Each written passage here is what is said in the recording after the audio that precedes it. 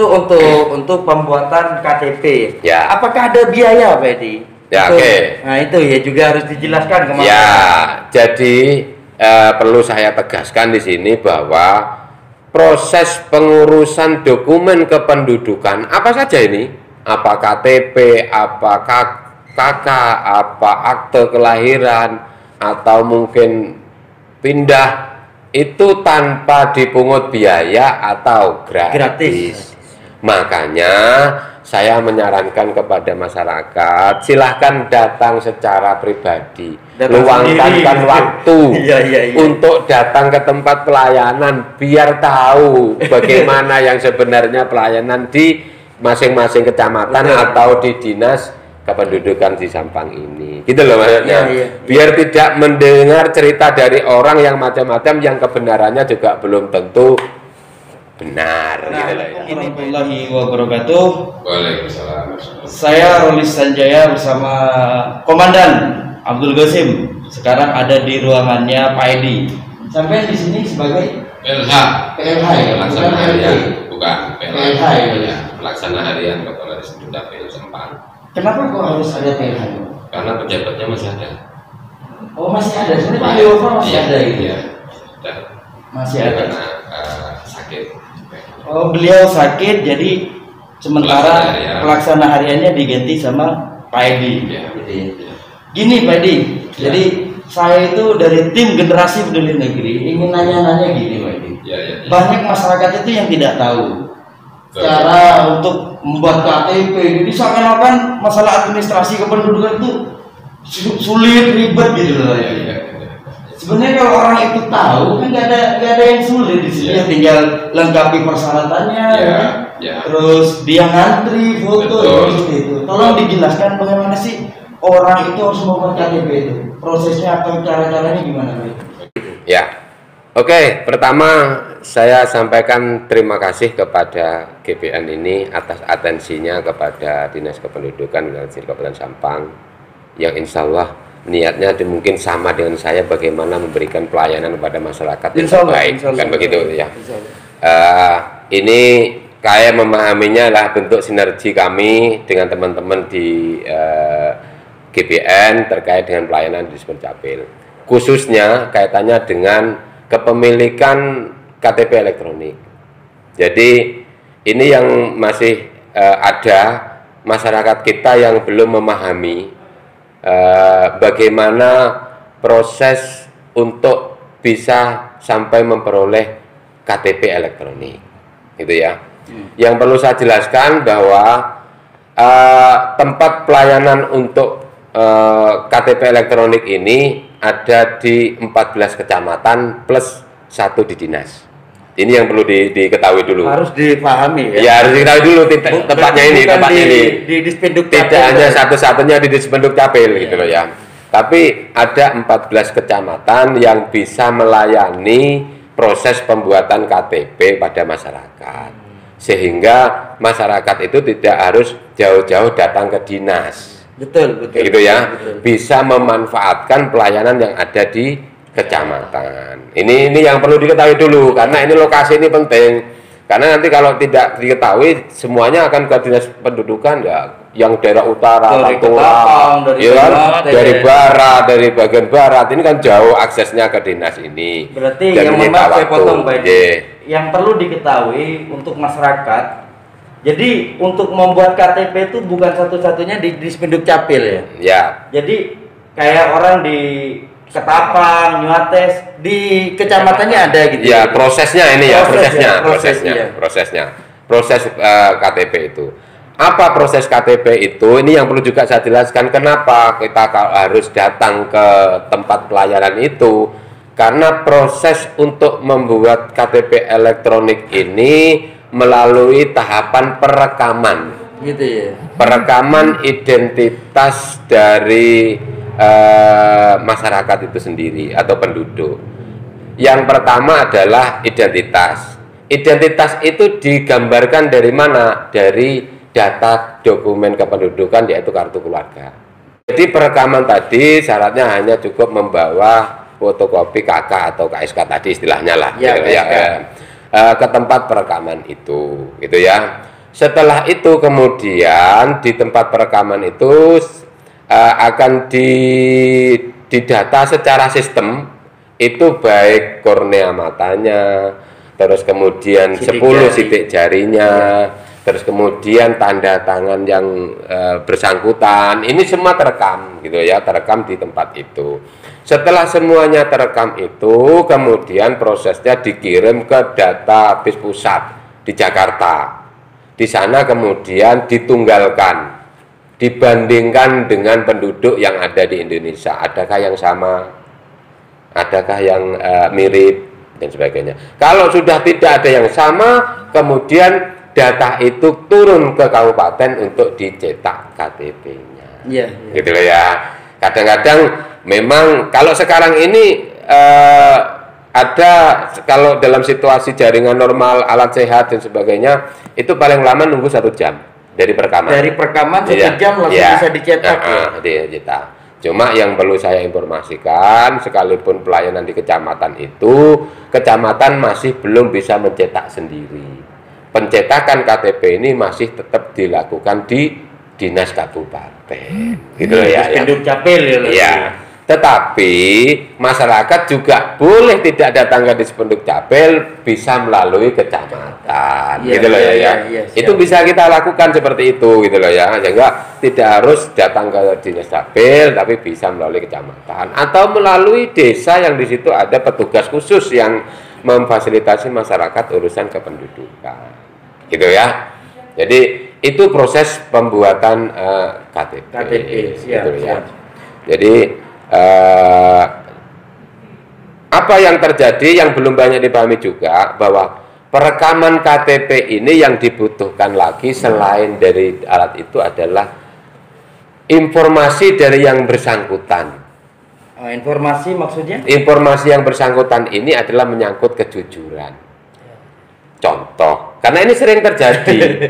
Masyarakat ini memahami perekaman KTP itu seperti foto di studio, gitu ya. Ketika saya pernah melakukan perekaman terus belum pegang fisiknya KTP, dianggap perekaman foto yang saya lakukan kemarin hangus.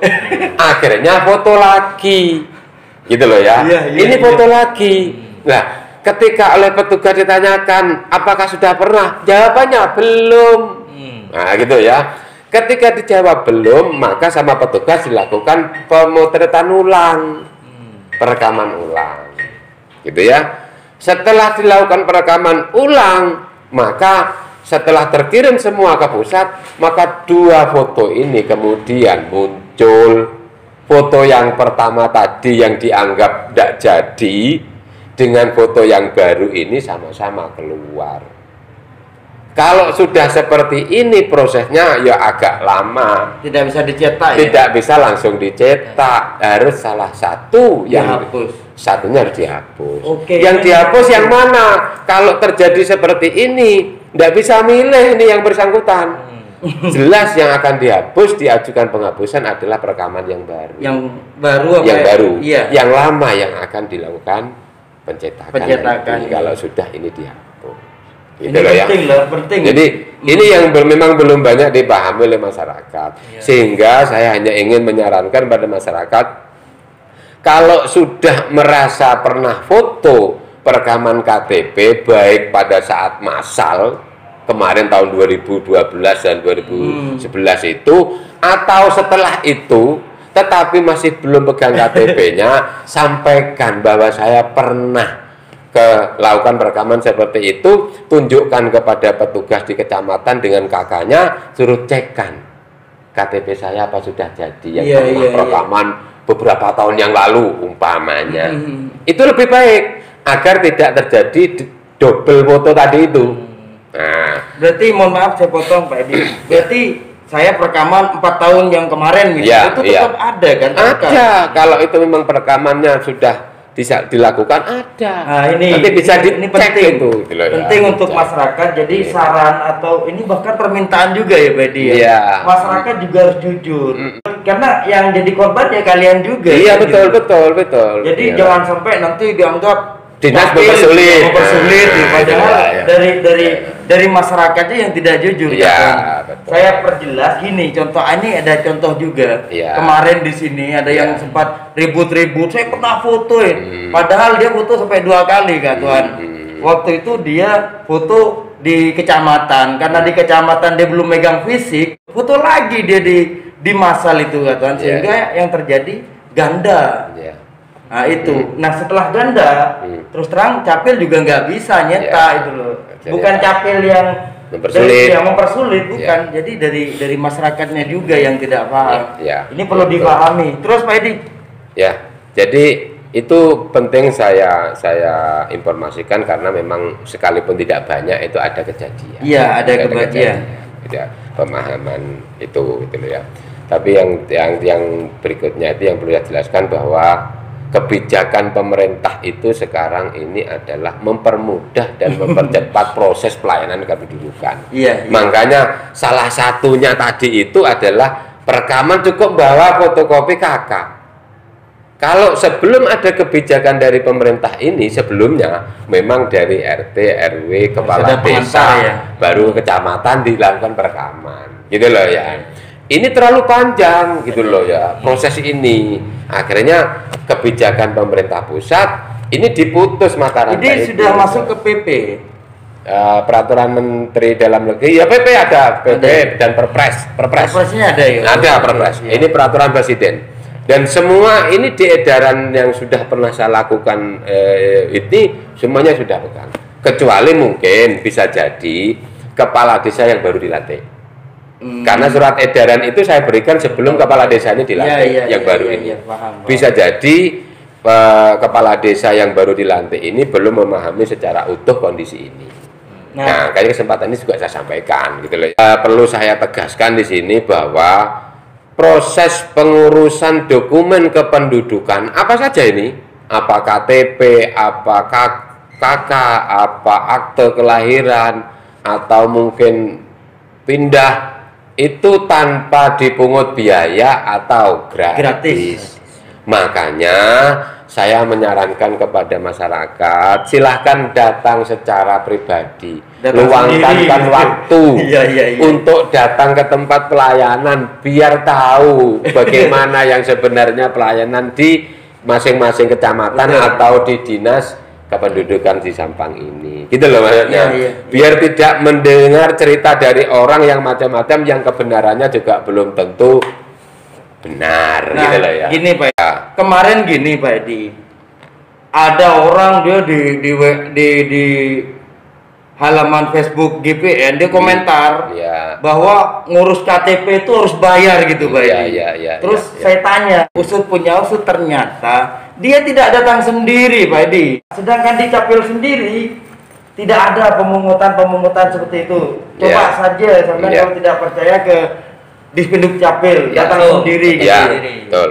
Yang penting lengkapi dan siap ngantri karena di sini hanya 100. Betul. Nah, ini gimana? Jadi ini perlu saya informasikan. Jadi silahkan ke Dispenduk Capil biar tahu persis pelayanan di sini gitu ya. Cuma karena sekarang ini di masa pandemi, maka saya juga harus bisa mengendalikan adanya kerumunan gitu loh ya, adanya kerumunan atau social distancingnya atau physical distancingnya saya juga harus jaga.